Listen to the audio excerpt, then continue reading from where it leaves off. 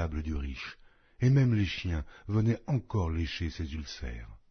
Le pauvre mourut, et il fut porté par les anges dans le sein d'Abraham.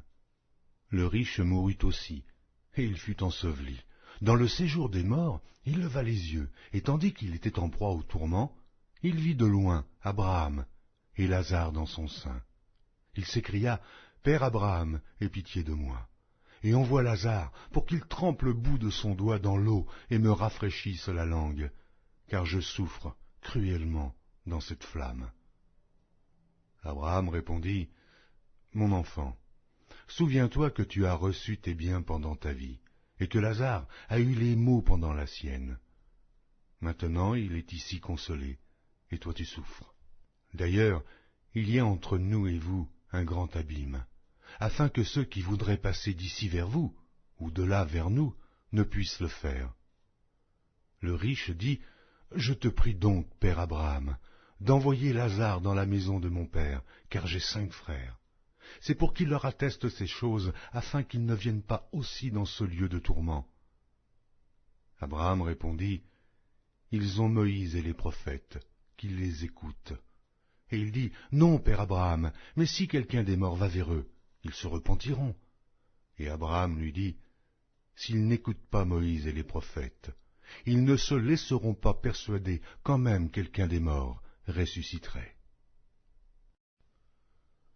Évangile de Luc, chapitre 17. Jésus dit à ses disciples, « Il est impossible qu'il n'arrive pas des scandales, mais malheur à celui par qui ils arrivent. Il vaudrait mieux pour lui qu'on mît à son cou une pierre de moulin et qu'on le jetât dans la mer, que s'il scandalisait un de ses petits. Prenez garde à vous-même.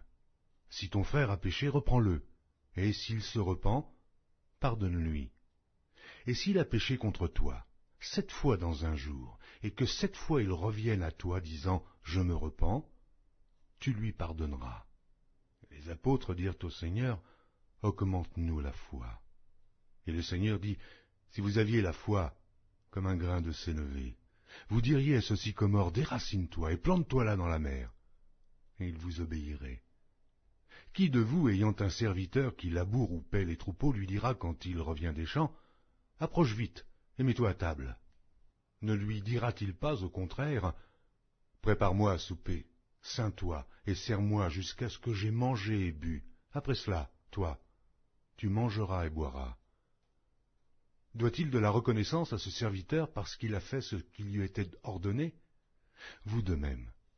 Quand vous avez fait tout ce qui vous a été ordonné, dites, « Nous sommes des serviteurs inutiles. Nous avons fait ce que nous devions faire. » Jésus, se rendant à Jérusalem, passa entre la Samarie et la Galilée.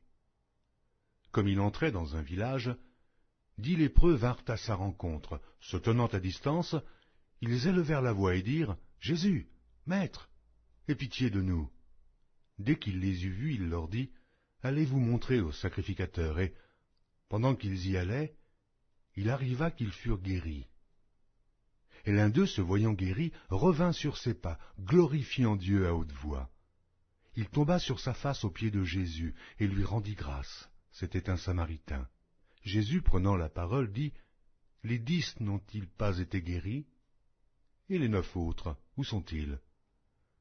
Ne s'est-il trouvé que cet étranger pour revenir et donner gloire à Dieu? » Puis il lui dit, « Lève-toi, va, ta foi t'a sauvé. » Les pharisiens demandèrent à Jésus quand viendrait le royaume de Dieu.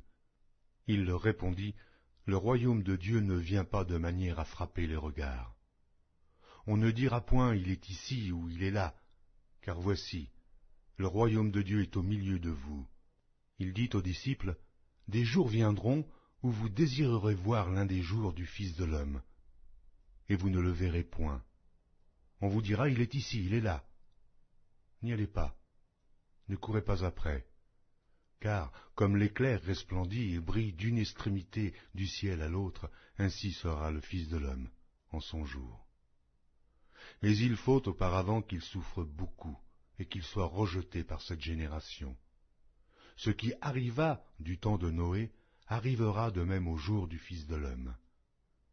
Les hommes mangeaient, buvaient, se mariaient et mariaient leurs enfants jusqu'au jour où